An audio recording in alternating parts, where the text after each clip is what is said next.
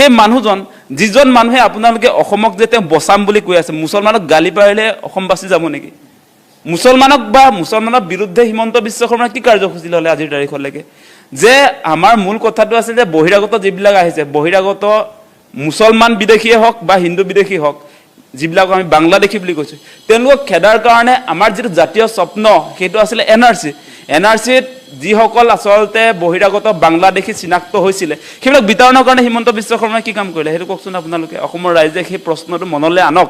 আজি অসম চুক্তি ৰূপায়ণৰ মন্ত্ৰী তেওঁ 10 বছৰ আছিলে অসম চুক্তি ৰূপায়ণ কৰিলেনে আজি 6 নং দফাই সাংবিধানিকভাৱে অসমক নিৰাপত্তা দিলেহেঁতেন তেওঁলোকে নিৰ্বাচনৰ পূৰ্বে যেতিয়া আমাৰ কা আন্দোলন হৈছিলে তেতিয়া দেখোন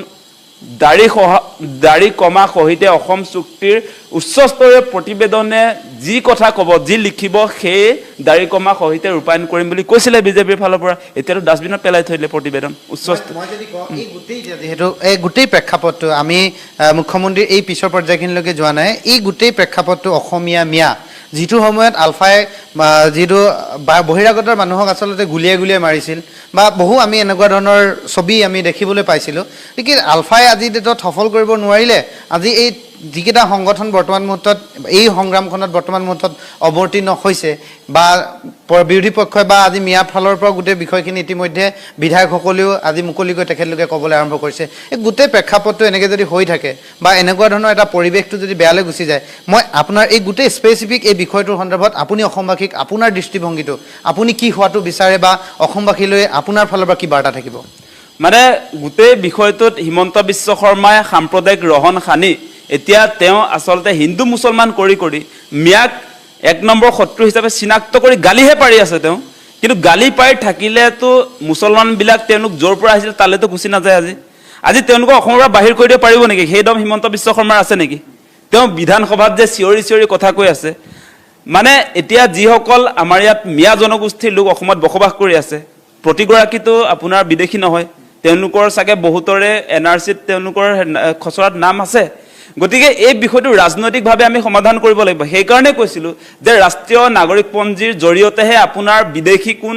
স্বদেশী কোন সেই কথাটো প্ৰমাণ হ'ব গতিকে সেইটো চিঞৰি থাকিলে কেতিয়াও সমস্যাটো সমাধান নহয় এতিয়া তিনিচুকীয়াৰ আমাৰ যিবিলাক মুছলমান তেওঁলোকক খেদিলে আপোনাৰ ক'লৈ আহিব ধুবুৰীলৈ আহিব বৰপেটালৈ আহিব দৰঙলৈ আহিব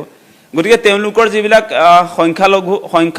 সংখ্যালঘুবিলাকৰ যিটো জিলা সেই জিলালৈকে পুনৰ আহিব তেওঁলোকেতো অসমৰ পৰা বাহিৰ হৈ নাযায় গতিকে এই কথা বতৰাবিলাক আমাৰ জাতীয় জনগোষ্ঠীয় সংগঠন আমি সকলোৱে বুজি পাব লাগিব আমি দেখিছোঁ এতিয়া মিয়াক লৈ যেতিয়া ইছ্যুটো ডাইভাৰ্ট হৈ গুচি গ'ল তাৰ লগে আমাৰ দেখোন ইউটিউবাৰেতো সামাজিক বিষয়বিলাকত মাত নামাতে তেওঁলোকে ভিডিঅ' প্ৰস্তুত কৰিছে মোৰ হাঁহি উঠিছে অলপমান পঢ়া শুনা কৰক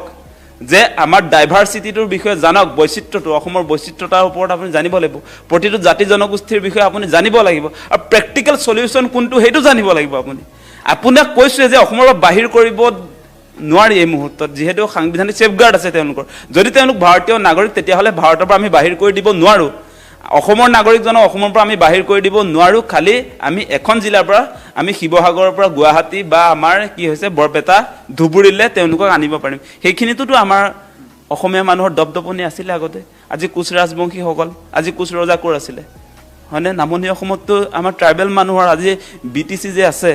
আজি বড়ো মানুহবিলাক আজি কোচ ৰাজবংশী আমাৰ ট্ৰাইবেল মানুহবিলাক সেই মানুহবিলাকৰ ওচৰলৈ যদি মিয়াবিলাক আপুনি পঠিয়ায় তেতিয়াহ'লে সেই মানুহবিলাকে ল'ব নেকি সেই কথাটোতো নাই গতিকে সেইকাৰণে আমিও লক্ষ্য কৰিছোঁ যে তাতো কোচ ৰাজবংশী ছাত্ৰ সন্থা বা আমি দেখিছোঁ বিভিন্ন কোচ জনগোষ্ঠীৰ লিডাৰক দেখিছোঁ তেওঁলোকেও কৈছে আমি কি ডাষ্টবিন নেকি যে আপোনালোকে তাৰ পৰা খেদিব আমি কি ইয়াত গ্ৰহণ কৰিম সেই কথাটো নাই গতিকে ইয়াৰ কাৰণে এটা আপুনি যিটো সলিউশ্যনৰ কথা কৈছে এতিয়া মূল কথাটো আহিছে যে মুছলমানৰ সাংঘাতিক ধৰণে জনসংখ্যা বিস্ফোৰণ হৈছে গতিকে সেই জনসংখ্যা বিস্ফোৰণ হোৱাৰ কাৰণে আমাৰ যিবিলাক আচলতে ইয়াৰ খিলঞ্জীয়া মানুহ ইয়াৰ ভূমিপুত্ৰৰ প্ৰতি ভাবুকি আহিছে সেই কথাটো আহিছে গতিকে সেই কামটো কোনে কৰিব এতিয়া জনসংখ্যা নিয়ন্ত্ৰণৰ কাৰণে হিমন্ত বিশ্ব শৰ্মাই কোনখন আইন আনিলে এতিয়ালৈকে তেনেকুৱা ব্যৱস্থাপনা আছেনে বা চৰ চাপৰিত থকা লোকসকলৰ শিক্ষা স্বাস্থ্য সেই ক্ষেত্ৰত কি কাম কৰিলে সেই কথাটো লাগিব এতিয়া আমি লক্ষ্য কৰিছোঁ যিটো প্ৰেক্টিকেল সেই কথাটো কৈছোঁ ডাটাবেছ কথাটো কৈ আছোঁ আজিৰ দিনটোতো যদি আপুনি চেঞ্চাছ কৰি উলিয়ায় তেতিয়াহ'লে যিবিলাক উচ্চ শিক্ষিত মুছলমান তেওঁলোকৰ ঘৰতো পৰিয়ালৰ মুঠ মানে সদস্যৰ সংখ্যা 2জন বা 4জন সিমানেই হয় আমি দেখিছোঁ আপোনালোকে নিজে সাৰ্ভে কৰিলে পাব যিবিলাক আচলতে উচ্চ শিক্ষিত যে তেওঁলোকৰ পৰিয়ালত এটা সন্তান বা দুটা সন্তানেই আছে তেনেকুৱা আমি দেখিছোঁ আৰু যিবিলাক চৰ চাপৰিত থাকে যিবিলাকৰ পঢ়া শুনা নাই তেওঁলোকে জনসংখ্যা বিস্ফোৰণৰ কথা বুজি নাপায় সেইকাৰণে সাংঘাতিক ধৰণে মুছলমান অঞ্চলবিলাকত আচলতে জনসংখ্যা বিস্ফোৰণ হৈছে আৰু আমাৰ যিবিলাক থলুৱা খিলঞ্জীয়াৰ প্ৰতি ভাবুকি আহিছে তেওঁলোকৰ পাৰ্চেণ্টেজটো মানে জনসংখ্যাৰ পাৰ্চেণ্টেজটো দিনক দিনে বাঢ়িছে